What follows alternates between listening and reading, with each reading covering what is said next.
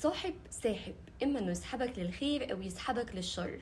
فحاول وانت بتختار صاحب تختار صاحب تشوف نفسك فيه، بمعنى انا عايز اكون زي الشخص ده بس في تصرفاته الحلوة. ومش معنى انك انت بتحاول تختار صاحب كويس تختار اللي هو ما بيقومش من على المذاكرة 24 ساعة بيذاكر 24 ساعة مش عايز يهزر مش عايز يضحك مش عايز يخرج.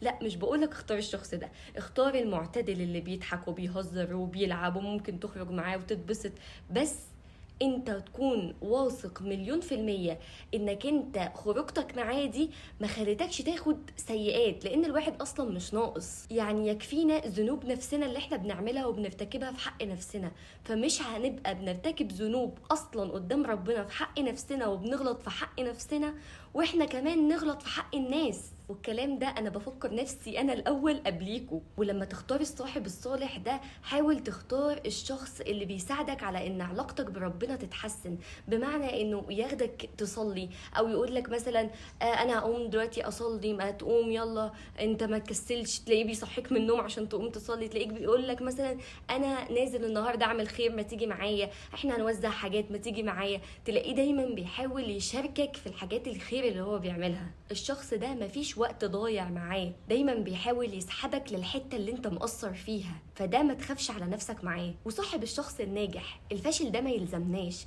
الفاشل ده هيقعدنا جنبه، هنفضل قاعدين جنبه كده ونقول له صح عندك حق، بص ده جاب عربيه كذا، ده تلاقيه بياخد فلوس قد كده، ده مش عارفه، يعلمك الحقد ويعلمك الحسد ويعلمك النميمه ويعلمك الغيبه، وتفضل قاعد معاه وانت فين في محلك سر، بقالك سنتين مصاحبه وصلت لايه ولا اي حاجه. لكن الشخص الناجح هتلاقيه بيحاول ينجح باي طريقه، بيحاول يسعى بيجتهد، يقولك انا نازل النهارده شغل ما تيجي تنزل معايا، انا هجرب هروح ارمي السي في بتاعي يمكن يجيبوني، ما تيجي نحاول نعمل حاجه جديده، طب ما تيجي نفتح مشروع، ما تيجي نعمل معرفش ايه. تلاقيه دايما بيحاول يفكر لك في حاجات انه بيها يشغلك، مش بيها انه يقعدك جنبه وتفضلوا انتوا الاتنين تحقدوا وتحسدوا وبس.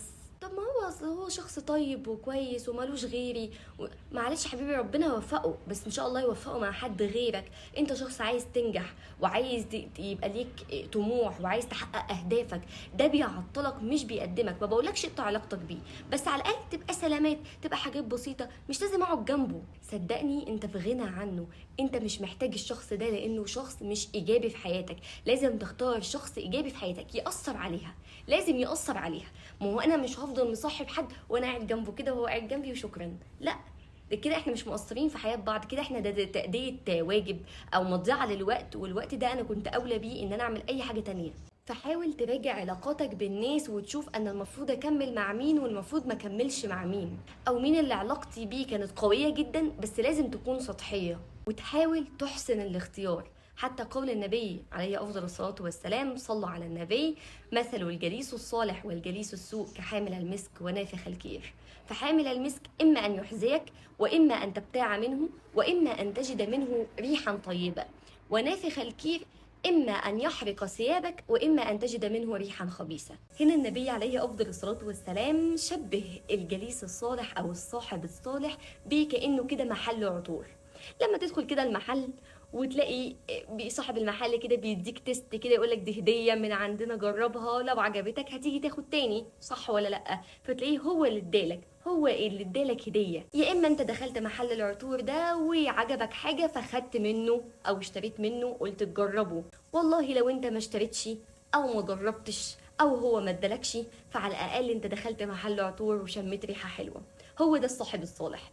يا اما هو اللي هيبدأ وهيدي لك حسنات، يا اما انت لما تشوفه هتحاول تدخل عشان تاخد منه حسنات او تحاول تعمل زيه فتعود عليك بالخير. ولو هو ما بدأش يديلك خير كده تاخد منه حسنات، ولا انت دخلت تاخد منه كده حسنات وتقلده في الحاجات الخير اللي هو بيعملها، على الاقل انت قعدت جنبه وشميت ريحة حلوة، حسيت بالخير اللي بيعمله، شفت اللي هو بيعمله، شفت صفاته الحلوة. لكن نافخ الكير اللي هو الحداد لما يعمل شرارة كده وانت قاعد جنبه، طبيعي هتيجي عليك، هتحرق ثيابك، هتضرك.